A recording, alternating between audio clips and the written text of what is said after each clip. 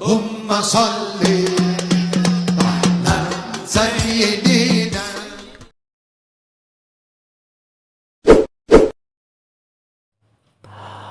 Allahumma salli wa sallim ala sayyidina wa maulana Muhammadin adada ma fi ilmillahi salatan daimatan bidawami mulkillahi do elingo iki samane wis tuwa tuntunan agama do dianggep kuno lakonono ajarane wali songo sing ra kersa aja nyacat aja ngina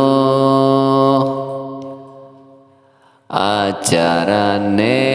wali songo werna-werna sikir talil kirim donga lakonono maca Quran lan sholawat kulik nakno ziarah kubur aja nganti dilalekno ana carane dakwah kelawan budaya umpamane kaya Sunan Kalijaga pituture mlebu ati ora krasa tuntunan agama bisa diamalno Allahumma salli wa sallim ala sayyidina wa maulana Muhammadin adada ma fi ilmillahi salatan daimatan bidawami mulkillahi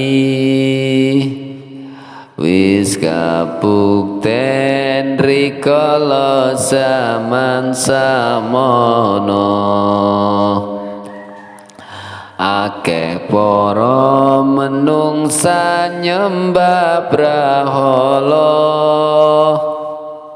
banjur sadar laku musyrik ditinggalno padha nderek ajarane wali songo